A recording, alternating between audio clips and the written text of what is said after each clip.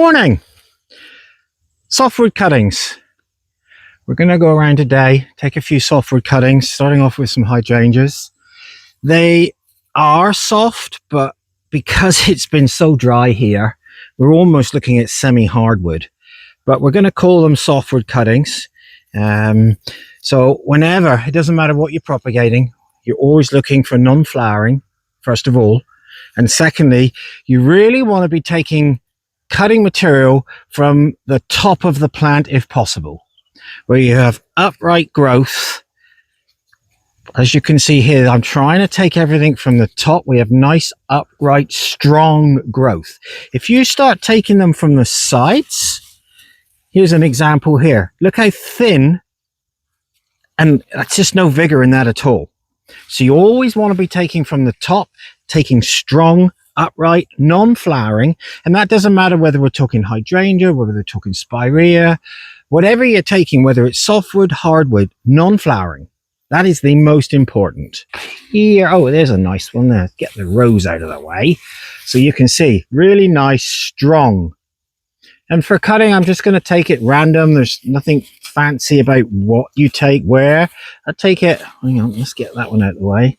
You can see that's a really nice, strong. So I'm going to take it down just above a leaf whorl, and then that will reshoot. So I'm looking for about 9 cuttings, because I know 9 fits into one of my pots nicely. So we'll get these chopped off, and then we'll go and we'll do Physocarpus next. Oh, okay, we have Physocarpus Diablo. Now this one does have some really soft growth on it. You can see how soft it is. So this is a true softwood cutting. So again, I'm looking for non-flowering, strong shoots off the top of the plant. So I'm just going to cut here. And I'm just going to grab these really quickly, because these will, because they are so soft, they will they will wilt really quickly. So get these nipped off.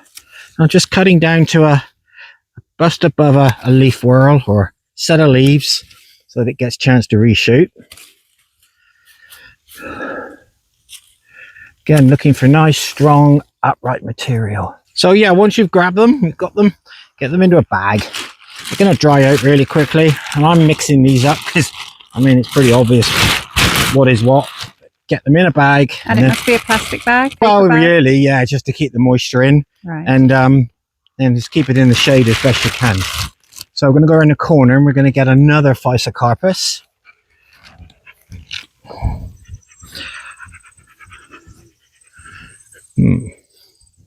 This is what I'm looking for, is this, but there isn't much of this. This is the growth I'm looking for. I can probably take enough from just here, I think. Okay. All right, so Physocarpus Darts Gold. It's got a little large, this one, and it's flowered really well. Now, there's a lot of growth on it that I'm really not interested in. This thin, almost woody material here, not really the best material. At a push, would it work? Yeah, at a push I could use this. This is a little harder, but this is what I'm really looking for, is these great big long strong shoots. So I'm going to take these. Now, they're not all very heavy thick, but they're nice and strong. It's new growth. There's another one here behind me, Julie. There's another one here, not quite from the top, but again, they're strong, upright growth. And I'm not going to get a lot. Oh, there's one in there.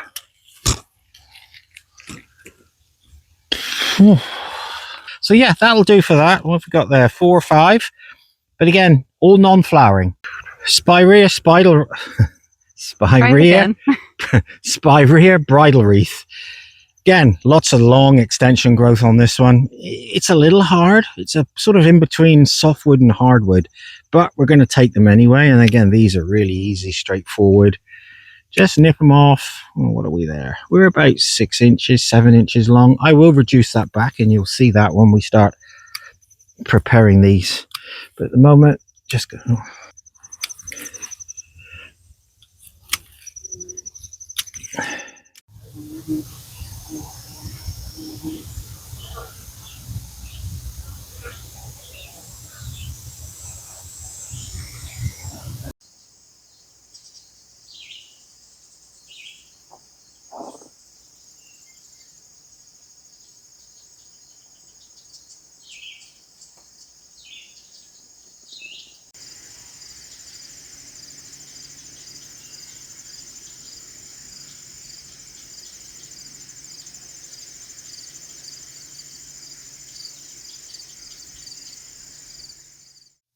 So back at the barn, so we have Physocarpus, Hydrangea, some Berberis. It's a little golden, tiny golden one that I was given, so I couldn't tell you the name of this one. Weigela, just a really nice ruby red, I think it is. The yellow Physocarpus, and then the Spirea bridal wreath. Doesn't look very red. What's that? The flower, I mean. Yeah, I know. So let's put these back in the bag a minute. So we'll start with the hydrangea. We'll do these Physocarpus after. They're going to be okay for a minute. It won't take very long. All hydrangeas can be treated the same. Paniculata. You could even try Annabelles, but I find with the Annabelles, they're better off done as hardwood cuttings. They wilt so quickly. These guys, as I say, they're almost semi-hardwood, but they'll be fine. Good old-fashioned utility knife. Whatever's your poison for cutting things up. Make sure it's sharp, obviously. And then with these, and it all depends. People say, how long? Well, it depends on the material that you've been able to get. These obviously are not very long, and I'm going to actually make them even shorter. So a nice clean cut. Take the extra leaves off with the knife. And then I'm still, even though these are quite stiff, I'm still going to reduce down. So there we have soft semi-hardwood, I think we'll call them, on these. They're quite stiff. I've clean cut underneath, as you can see, nice clean cut, and then I've just taken off the leaves both sides. And then just repeat as many times as you want. So again, nice cut, slice them off, reduce down. Now we're reducing this down to help lower the transpiration rate. Rate is the word the rate is the word I'm looking for. And again, straight through, nice little cuts, and reduce the top. So we'll do that with all of these we're doing today. I will reduce the foliage down. Now, semi-hardwood, when we get to those a little later in the season, they're a little different. One actually has a flower bud. I didn't see that when I was taking them. So this one has a flower bud, so I'm not using that one. I don't want flower bud material. And if you start propagating off of flowering material, you're going to have very weak plants. So again, take these off the sides with the knife. You can pull them off, but I prefer to use the knife at all times. Just to make a clean cut. Need clean cut. Mm-hmm. So there's those. That's dealing with the hydrangea. So we'll finish those in a minute. If we go on to the Physocarpus. Now these are a lot floppier. A lot floppier. A lot softer in growth. It's a feel. People say, oh, how do you know when to do cuttings? It's a feel. You have to look at the plant, see what the plant is telling you. And that you can only gain that from experience and trying it for yourself. You can read as many books, you can see as many people, even myself, you can watch me doing it, but it's still a feel thing. And you see, that is really stiff. And you can't show you any more than the fact that that's stiff. Up here, it's much softer, and I'm trying to pick a midway spot between being really stiff and soft. And that's just there, so I'll take that off. A little cut.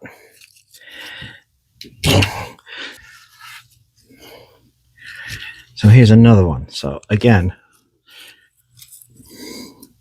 that's got wildlife in it somewhere.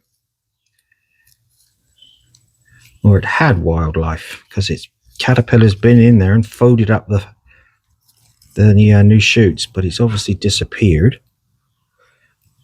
Nope, there he is. Look at that little bugger. And guess what we do with that? We just squish him.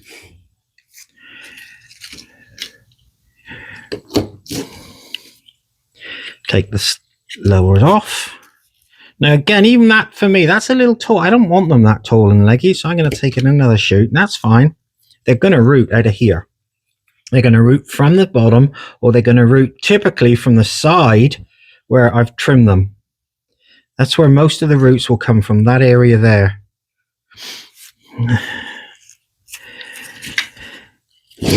Reduce that back. Okay, so now we've prepared a few. I'm going to prepare all of them. compost. 50-50 peat perlite. Really simple. Either buy it pre-mixed or mix it yourself. I use it all the time. I get great results. I would have said I use this for 80% of everything I root. Fill the pot, lightly tap. Let's do the Physocarpus first. Rooting hormone. Some do, some don't. I've always used rooting hormone. I guess because I was brought up using rooting hormone by my dad, by my first nursery, by all the nurseries I've worked in. You can get a gel, you can get a powder, you can get a liquid. This is a powder. This is a number 2, I think. Yeah, so this is a number 2. And this is for specifically really for semi-hardwood, but I find this does for everything. So this will work for softwood and semi-hardwood. Hardwood cuttings, different matter, but again, story for another day. You may not be able to buy the stem root, but you can buy just general rooting hormone from your garden centre nursery. So again, with these, just dip the end in, little tap, and then just insert it into the pot. That's all there is to it. It's really simple. And with this pot, I like to put 3 across.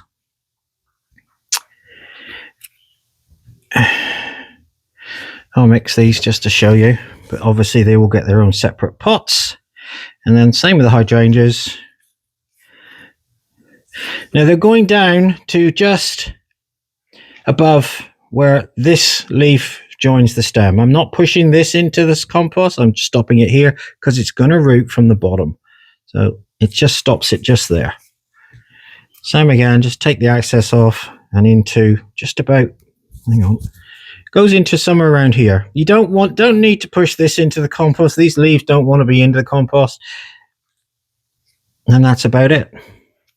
So each one of these will have 9 cuttings in, 9 of each. I'll pull those out. So it'll be 9 Physocarpus. From their label, mind the watering can, Julie. Yeah. Mm-hmm. And once you've labelled, water it straight away. Can you water over the top or do you water from underneath? No, just give it a really good soak, settle everything in. Over the top. Over the top, settle everything in, wait for the water to be running out of the bottom, and then decide where you're going to put it.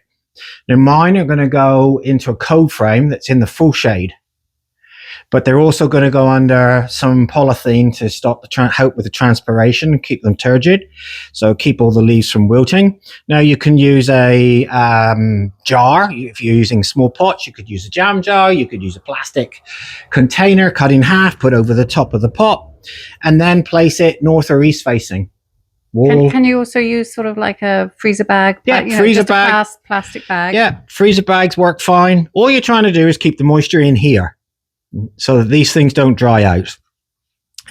But like I said, east facing, north facing, full shade. Don't give it no sunshine at all and keep it covered.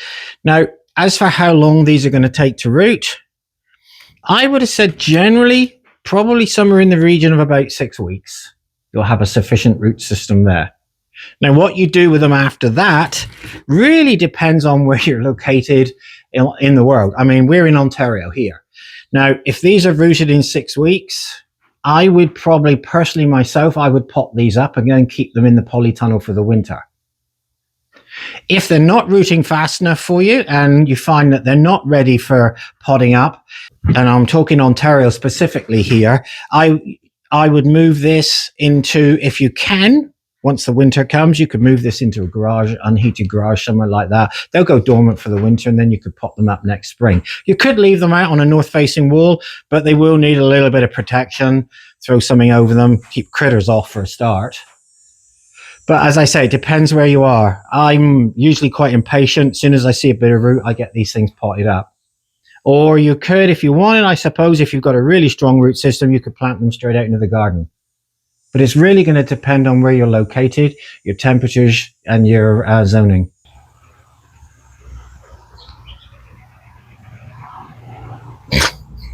Oh, she's taking pictures.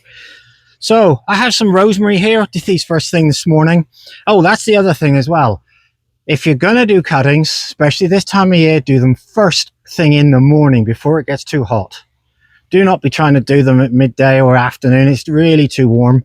First thing in the morning, get them done, get them covered up, get them put somewhere out of the sun, and you should be fine. So Rosemary, like I said, did these a little bit earlier. You can see they've had a really good soak. They're dripping really nicely. So they're going to go into this coat frame here. So they're just literally, I'm just going to plonk them in the back. And then all I have for my makeshift propagator is a bulb crate, just completely wrapped in shrink wrap. And then it's quite simple. We just pop that over the top. And then once there's a whole bunch of cuttings in there, you'll get some transpiration, you'll get some moisture dripping back on, so they won't dry out. Obviously the lid comes down on this one, so once we get the lid down, although it still looks like it's it does get the sun at certain times of day. And then what I do then is again, very simple, very easy, because I have foxgloves in here and I don't want them in the full sun. So I just do this.